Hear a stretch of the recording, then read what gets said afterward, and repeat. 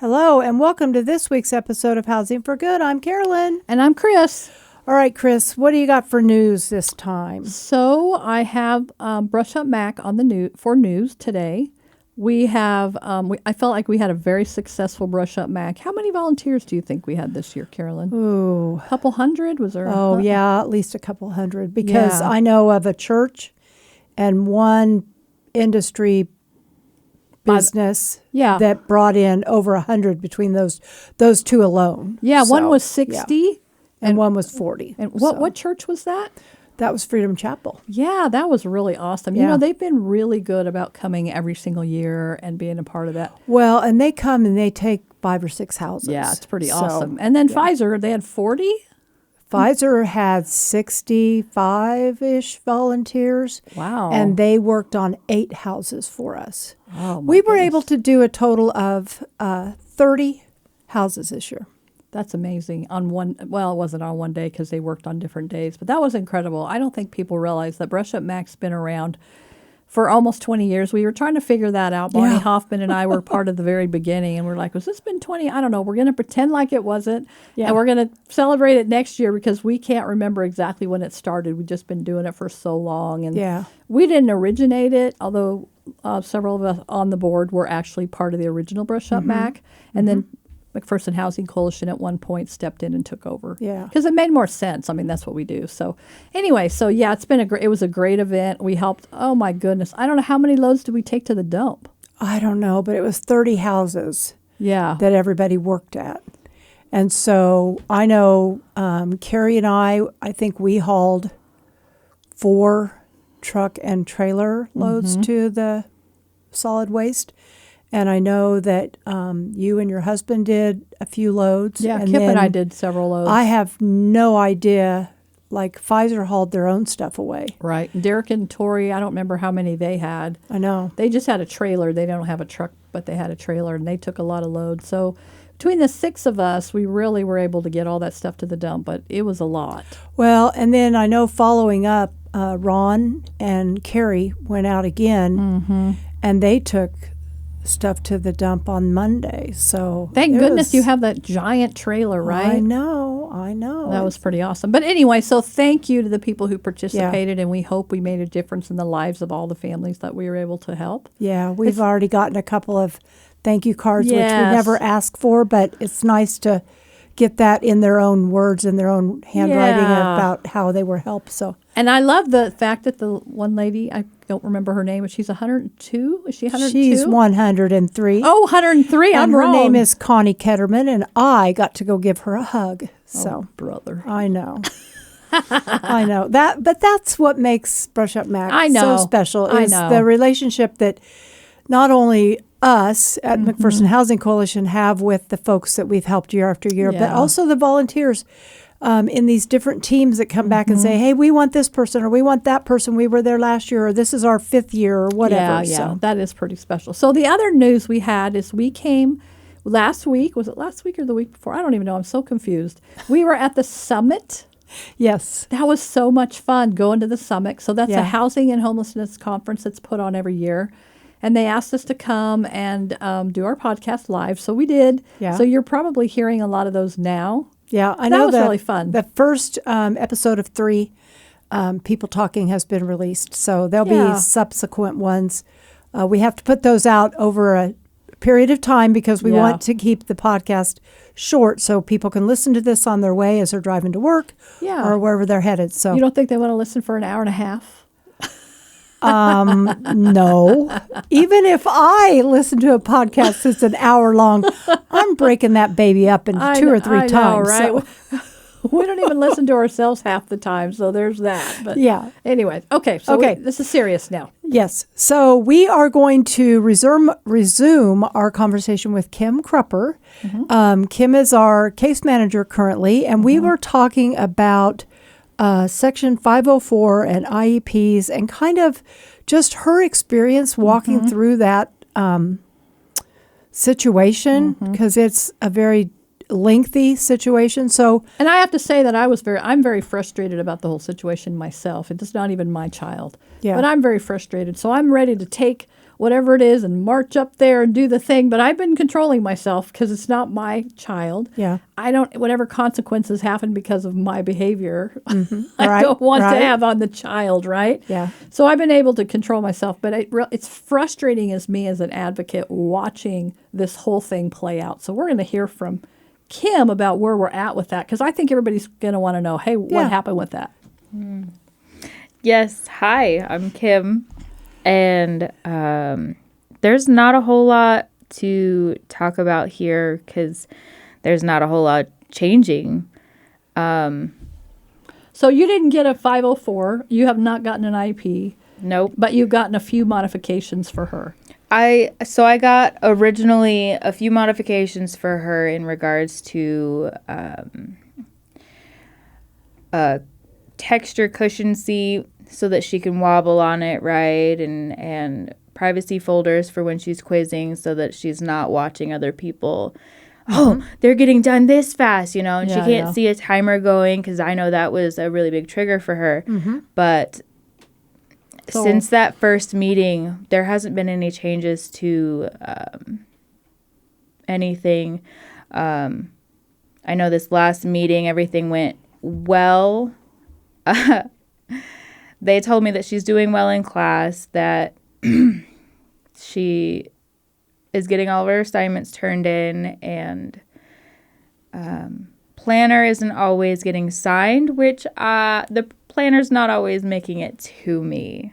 So we discussed ideas like me having my own sticky note to remind myself to ask for backpack. Is she doing her homework and stuff like that? So, because I know if it's not in my face, it's gone. Yeah. Right? Yeah.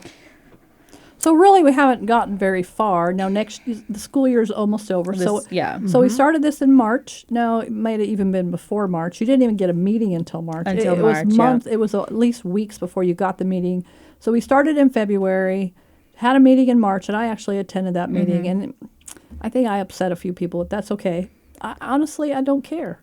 If I upset a few people. If I can get something done for a child, I will go to the end of the earth, quite honestly. So that happened in March. So now we're at the end of April. Oh, no, it's May. Today it's May. We're in May. Yeah. So it's May, and it's like we're not much further ahead. Yeah. And it was my understanding that 504 was automatic if you have a diagnosis. Maybe it's not. If you know that I am totally wrong about this 504, email me, send in a thing. We would love to hear from somebody that is part of a school system or handles kids that are struggling, or I don't know what the proper words are. But if let us know. Email in and tell me, oh, Chris, you are full of it. This is how it works. I'm okay with it. Yeah. I mean, let's get some dialogue going on this, because if you're struggling and you have Karolyn and I who are a little crazy as advocating for you and helping you a little bit, what's it like for somebody who has nobody?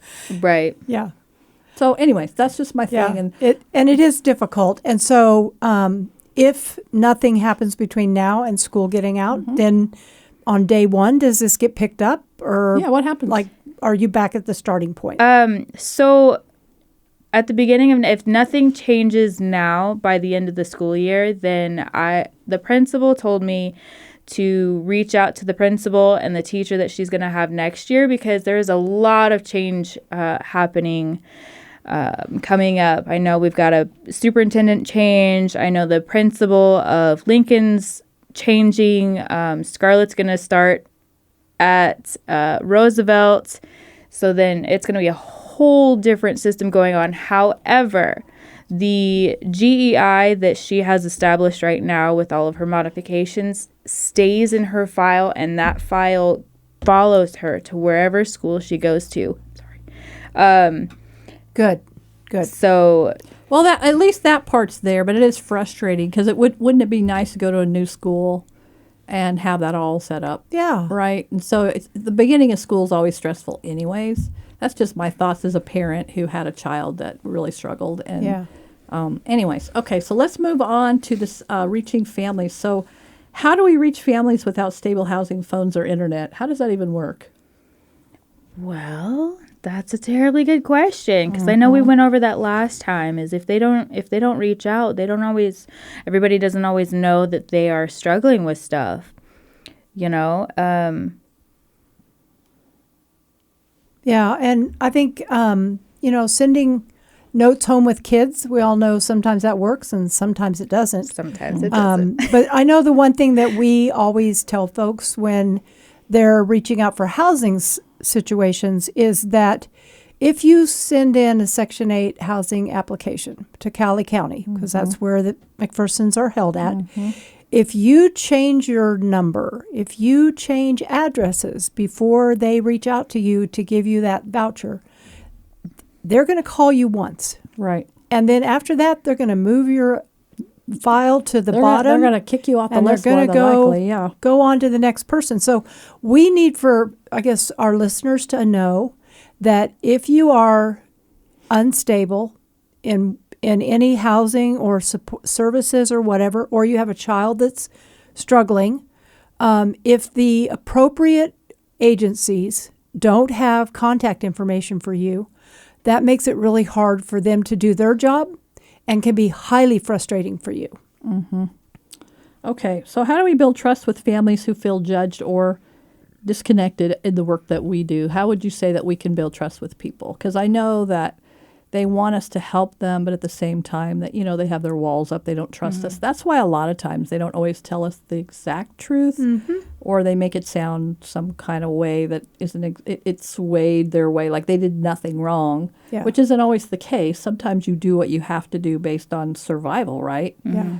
So what do we do? How do we build trust with them so they'll tell us the truth? Because we can't help anybody if they don't tell us the truth, right? Because you always say, Karolyn, that nothing makes you madder than somebody lies to you. Yeah. Well, the truth of the matter is, I don't really care what it is that is facing you, what problem you've got going on. I will help you with anything. But if I don't know about the problem, I can't help you about the problem. So just tell me the truth. Don't lie to me, and we'll work through it. So, yeah. I would say bring yourself to their level in a matter of speaking. I mean, obviously all three of us have been at that level, right? So I feel being in this position where we almost look like we're at a better position than where these people are. If we are honest with them and tell them a little bit about our story, it might make them more comfortable in opening up. I'm entirely too open with certain things and share too much of my life. But if you're stonewalling these people, then they're not going to want to share with you anyway. Yeah. Yep.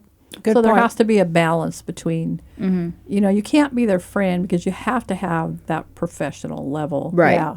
Otherwise, they're desperate and they don't understand boundaries. Yep. And so you have to be really careful. But at the same time, you have to be approachable. So it is a tricky balance between having that professionalism and being approachable. In my mind, it's really, really important that you figure out how can I balance that. As an appraiser, I will say, I can do that very well. But the people that I'm working with usually are not, they're in stable housing. I mean, I'm dealing with a whole different clientele. Right. Yeah. So, but sometimes people are not open with me either. Like they don't want to tell me stuff, or they're afraid I'm going to call the county and tell them all about their house or whatever.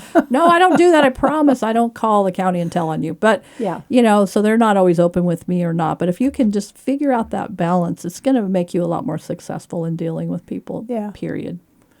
Okay, so one thing that we work really hard to do at the Housing Coalition is figure out what resources are out there and how do we get our clients the help that they need for the different situations that they face. So what would you say to somebody that is needing resources for food, clothing, or school supplies? What do you know about that? Quiz time. Quiz time. Oh, no. I have a little cheat sheet right here. Look, in a great A, B, C. No. Well, we actually have a resource sheet written up that has all sorts of different things around the community that we utilize. We've got a couple churches that are on there. We've got... Okay, so these are resources for McPherson County. Yes. Yes. Yes. Okay. I will say this too. McPherson Housing Coalition, we have an amazing website. Thank you, Joey. Yes. And on there, you can find pretty much every resource that's in McPherson County if you just go to that website. Can't you just that's true, click on a yes. downlink thing? And that's true. You type it in and it'll... Yep. I think does it show you a photo or just the description? I thought you guys took photos and everything else when you did that. It's got photos on most things. And so that resource list you mentioned, if it's on that page, most likely it's on our webpage. Mm-hmm. And it's every city. Yeah. I know you did everything. So our website is McPhersonHousingCoalition.org. Yeah. So go visit there. Or here's the other part too. If you need help, I think there's a button that says I need help. Yeah. I would recommend that you do that. That's the first thing you need to do. Mm-hmm. Yeah. The other thing that's probably not on that resource page, just thinking in my brain, school supplies. Mm-hmm. So I know that the middle school has a supply closet. And I know in the past, our church has done backpacks full of... So what church would that be, Karolyn? Well, it was the Free Methodist Church, and they would do backpacks with school supplies in them. I also think that the paramedics did a school supply drive. That was so fun last year. I think there's different places that we don't always know, and maybe it changes every year. Yeah. But there are agencies out there that try to put together those school supplies, because I know when you're enrolling your child, the fees and then everything you got to buy, that can be really, really stressful. So yeah, if you have a bunch of kids, man, whoo. I always had mine real separated. There's like a lot of years between them, so it wasn't bad. I had a 1 and then I had 2, so that was really good. 14 years apart. So I know. Okay. So along that line, Kym, how could our schools connect families without the stigma of, they're getting free meals, or, they don't have all their school supplies, or... Have you had any experience with that? Well, I know that we're on the free meal list because of our situation. And I know that I wrote a check out to them for something unrelated, and they're like, that's already been paid. Well, this check is already made out to you guys. So they're like, do you want it back, or do you want me to throw it towards something else? I said anonymously throw it at the kids that need their bills paid. Oh, that was cool. So if don't make it to be such a big thing when these parents and kids are unable to pay their food bills. We're all struggling, and so if you stop pointing fingers at the different things that we're already struggling on keeping up with things, that's what I would have to say is just bring it down a notch and step into their shoes, right? What would you feel uncomfortable with? Let's point fingers at this subject. Let's take a step back. There is a lot of judgment, I think. People don't realize it because they don't understand if they've never walked in that. If you've been if you were born middle class or upper middle class and you've always had what you need, and your parents aren't really big about volunteering, because there's a lot of people out there, and I'm not judging that way either, but that's just how you are. You take care of your own family and you do your thing and you go to church and you do all your stuff or whatever that looks like for your family. You don't think about that, right? That doesn't even cross your mind that maybe you could go to the school and say, hey, I want to pay for every kid's lunch that is overdue right now. I want to pay for every one of those kids' lunch, every one of them. I mean, that's something simple any parent could do that's really doing well. It's like, go to the school, pay for that, just like you did. I mean, you're like, hey, take this check and pay for this for somebody else who is moving forward. I know, and the other thing that they do sometimes, that I don't know if this still happens, but if a kid doesn't have money, they'll give them something. And it's obvious why you just got a peanut butter and jelly sandwich and everybody else got a hot meal. Well, does it really cost you that much extra to give them what everybody else has? Really? Right. You know? And I know from when I went and ate lunch with my grandkids at the school is if the kiddos have something on their tray that they're not going to eat, they can set it aside when they leave the room, And then other kids can see that, oh, there's an extra milk, or there's an apple, or somebody's not going to eat their carrot sticks. Whatever it is. I wouldn't eat my carrot sticks either. They could go there to the spot where this extra food is, because others are just going to throw it away, and they could help themselves. Yeah, so that's really good. I would have most of my food over there on the giveaway food plate. Oh, there you go. I have a whole meal for somebody. There you go. I'm not eating that. Oh, goodness. I think I snuck food in for my grandchild, my kids or grandkids, when we came to visit. I wasn't eating that. I'm terrible. I'm sorry. Anyway, okay, let's get back to it. So I do want to bring this back, though. So when a child is hungry or worried about where they're going to sleep, what they're going to eat, learning becomes very difficult. I mean, so let's bring all this down. We're talking and making jokes about all this, but it really is extremely serious. So if your child has some type of a learning disability, they've had some instability, that makes it even harder. So that's why it's really important that we get this stuff stabilized, right? They know they're going to have lunch at school. They know they're not going to get something different, and they know they're going to be treated the same. We have to bring that back for that child so they love to be at school. We want to create an environment where kids want to be at school. They love it. They have friends. They feel supported. They're not being bullied. I think that is so important for later in life. Oh, yeah. So whether they want to go on to college, or they want to go to tech school, or they want to go into a job, or whatever that looks like, we've got to make that the most incredible place that they want to be so that they learn and get what they need. Because we're not talking about just today. We're talking about the future. Yeah. The future of our community, the future of the country, the future of the world, depending on what that child does. Yeah. So that's why this stuff, we're making jokes, like I said, but that's why this is so important, and we have to bring it back to why does this matter? Well, that's why it matters. Well, and I find it interesting. I just thought about this while you were talking. You can see it in kids where they're struggling to be housed and have regularity in their life. You can almost see it in the behavior. They're kids that are acting out and being crazy at school and bullying and stuff like that. And that goes back to, if your child is any different than, that has an IEP, a GEI, a 504, if the teachers and staff are treating your child differently, the other kids see that. Oh, yeah. So if the kids see that from the adults, they're going to want to start bullying and treating those kids a different way. So I just, that was something that I thought I think about. that's great. And I think what happens is teachers get really frustrated with, I had two boys with very severe ADHD, one of them especially.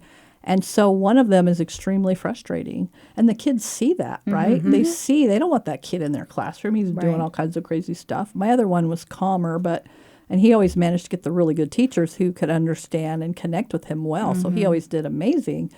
But unfortunately, that's the case, is we're dealing with real people who may or may not have signed up to deal with kids that are struggling. Yeah. Right. Do you know what I mean? You're supposed to be a general ed teacher, and you didn't sign up for this necessarily, but I'm sorry, this is just what's there. And and we have to figure out, are we training our teachers well enough? Because that was the one thing about your deal that I noticed was, I said the first time I saw your daughter, I noticed immediately there was something there, because just from my own experience.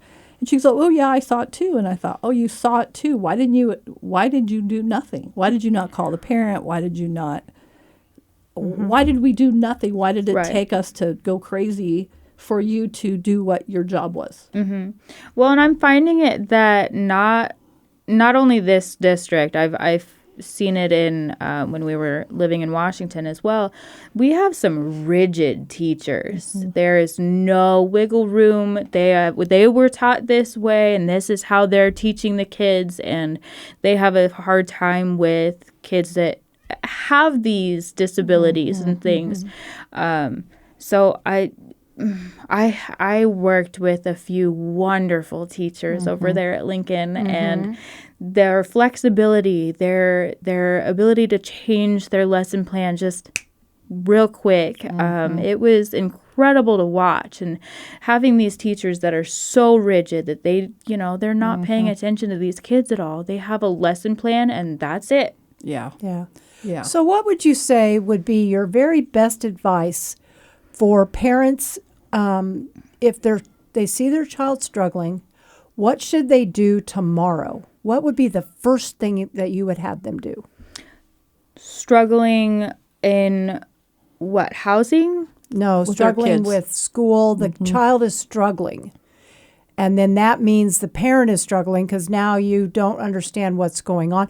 Just take it back to your situation. You knew your daughter was struggling. How would you now, having gone through a couple months here like you have, what would you say was the very first thing that you should do, telling somebody brand new? Well, to be honest, I started off with getting a hold of Topeka. What is that?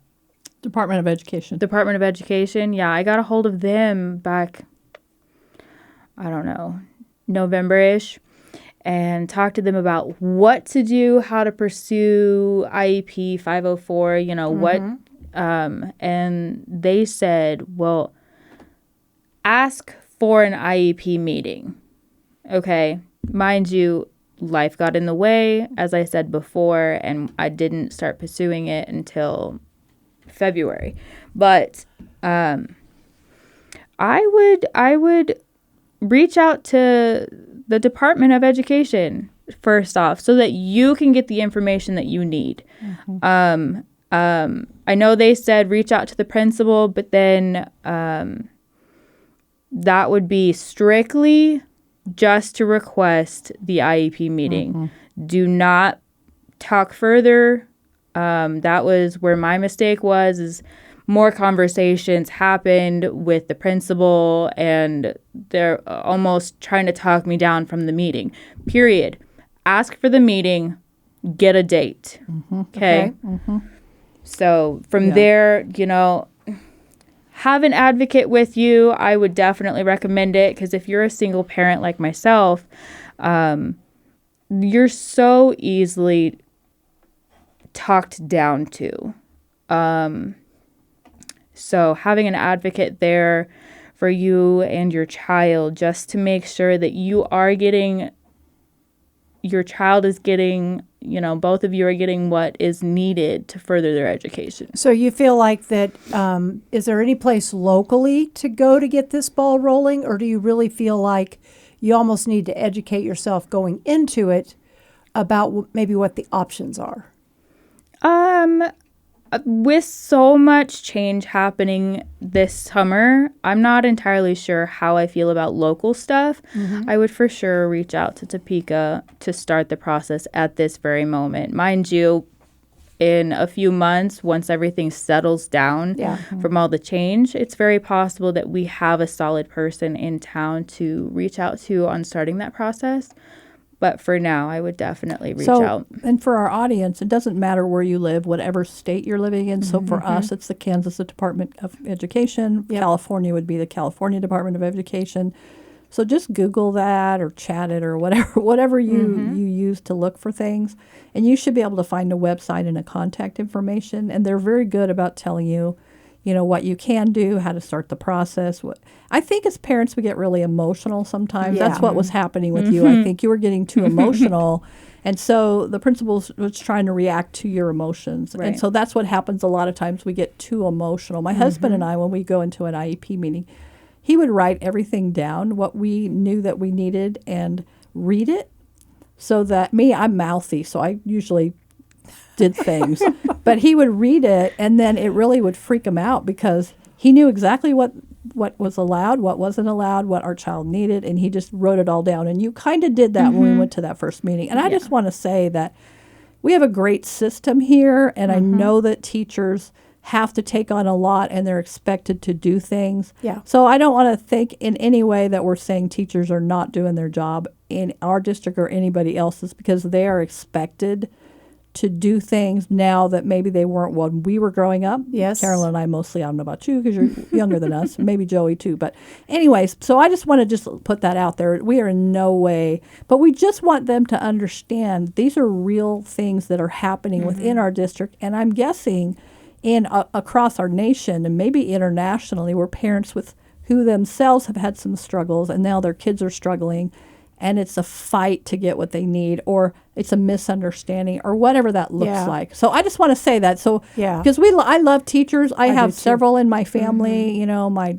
son's girlfriend's a teacher. My daughter-in-law's a teacher. So we have all these people, and we love them, and we love what they do. And I will say that when you and I were growing up, the school system, the way it is now, what the teachers are expected to do and to deal with, I don't remember any of that. No. When I was a kid growing up. If you were bad, they took you to the principal's office and you got a swat. Well, you got a swat. I heard Johnny screaming from my classroom. So they're not allowed to do that anymore. I agree. Yeah. We love our teachers. I appreciate the school system we have and everything they do. But what we've been talking about is just how sometimes if you're struggling with housing stability and other things are going on, how our kids kind of fall through the cracks because everybody's overwhelmed. And so we're just saying take a harder look at it. Right. We need to make sure that every child gets a fair chance at education, no matter what their circumstances are. And that is going to look different depending on your walk in this life. And like you said, middle class, upper middle class, low income. It makes a difference. So, all right, we've got to wrap this up. I know, it's been a good interview. It's so easy to lose track of time when we're doing this. I love this. Yeah. Okay, if you would be interested, or you know somebody that would be interested in being on Housing for Good, or you want to leave a review, ask us a question. Ask us about the 504, or answer our 504 question. That's right. Give us a response to anything you hear on our shows. We welcome that. And you can do all of that at Housing for Good at McPhersonHC.org. Thank you. And have a great day.